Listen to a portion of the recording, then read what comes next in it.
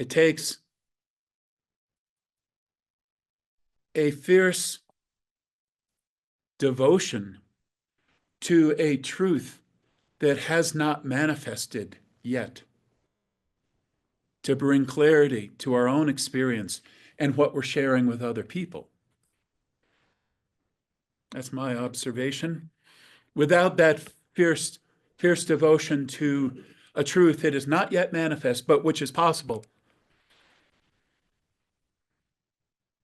things just keep going around at this unresolved level.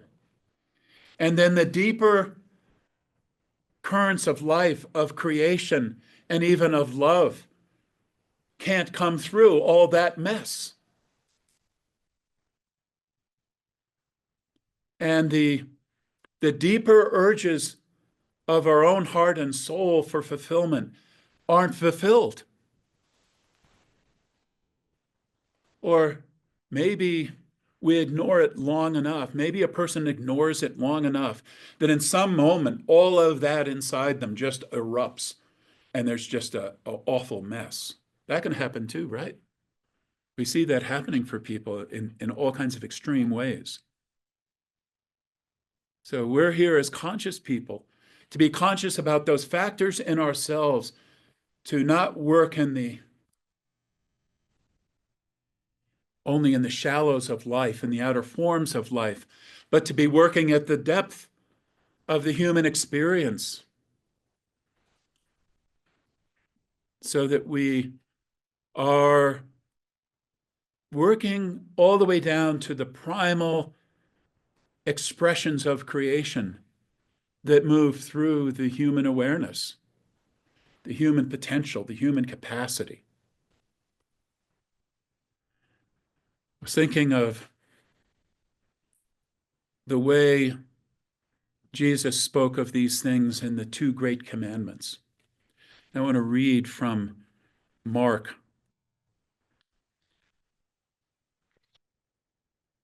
He was a bit under pressure at this point. The local clerics were quizzing him, but nonetheless, it gave him a chance to hit the ball out of the park as he answered. And Jesus answered him, "The first of all the commandments is, 'Hear, O Israel, the Lord our God is one God, one Lord. And thou shalt love the Lord thy God with all thy heart and with all thy soul and with all thy mind and with all thy strength. This is the first great commandment. With all your humanity, with all the outer parts of yourself, you will love this inner reality that was described as the one Lord." And we've had some good conversation around the plurality within that oneness. That's the part of our relationship with the divine. Just loving, like, right? Unreserved love, no agenda, no ulterior motive, just love. So that was, in the ancient world, radical. It was radical. You wouldn't think of just loving Zeus. You know, that's not how that one went, or some of the other like fierce gods of the ancient world. You didn't just love them. You like begged and pleaded with them and sacrificed to them and all the rest. This was like radically different. Just love. How about that? And it doesn't say so right here, but then there's a love back. Receive the love that comes back. So then we go on to the second. And the second is like, namely this: thou shalt love thy neighbor as thyself. It's such a abbreviated statement. Love thy neighbor as thyself. What does that mean? What does that mean? There's one way to read it. It goes, your neighbor is yourself. Love your neighbor as you love yourself. Or love you because you love yourself. You're loving your neighbor because your neighbor is yourself. Love your neighbor as yourself. I don't know that that was his intent. It's hard to know. Another reading is, love your neighbor as you do love yourself. In the same way, I think my opinion on the matter is that it's really hard, possibly impossible, to love yourself without accepting the love from on high of your humanity. It's like looking at yourself in the mirror and trying to somehow reflect something good back. I don't know that. I don't get how that works. But where there truly is a communion with the divine, that sets up a pattern of love that can be replicated with another person. And if in the pattern within us, consciously, subconsciously, in the way that we relate, and whether or not you believe in God, I believe we all have this subconscious relationship with the divine. If in that subconscious relationship you think you're being abused, used unduly by life, or if you're trying to get life to bend to your wishes, you're probably going to love your neighbor that way. There's something else being invited here. A wholehearted, pure-hearted exchange.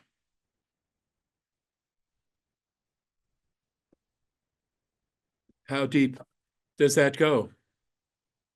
For us, it's a life journey, I believe, to simply allow that love in and to love and be loved in return. Lifelong journey. And it relates to the vibrational factors. Yes, because it's hard to do anything about all the vibrational factors of the world in which we live without doing something about this. We do something about this and let it in. We let it in and give it back. Then we have it to give. We can love our neighbor as ourself. In other words, we can bring that vibration into the world on that same basis. We can establish a basis of pure communion in ourselves. And then on that same basis, we can have spiritual influence in the world, not because we're trying to manipulate it all or use it all, but because there is something pure and powerful that's gotten in, that has sovereignty over all these vibrational factors. There is something that has sovereignty over all the vibrational factors of our own heart, our own life experience, and the world, the culture, the consciousness, conscious and subconscious, where we live.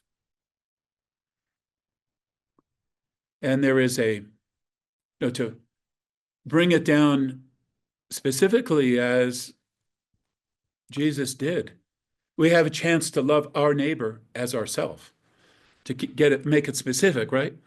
It's the people in our lives, right? That's where we get the practice. That's where we get the practice. But if you're practicing the second commandment without practicing the first one, I can only say good luck. And if you figure out how to do that, let me know. But I don't believe it's possible. And I'm not talking about a matter of religious belief in the matter. I'm talking about if you don't work your own connection with the creative factors within yourself and work it all the way through, what do you have to bring to another person? Well, some kind of half-baked work, I suppose.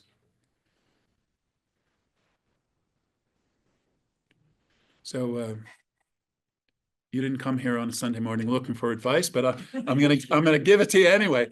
Don't let it pile up on you. Don't let your vibrational work pile up on you. Notice what's happening. See it as it's there. Do your work as you come along. And if you notice you haven't been doing work and it has piled up, okay, delight in it. Go for it. Let it happen. Let it transform you. Let that work transform you. Let it in. Let it in. Let it out. Let in the breath of life and give it back. Thank you for sharing this. I think we've done something for ourselves. perhaps even done something for the divine and for the world.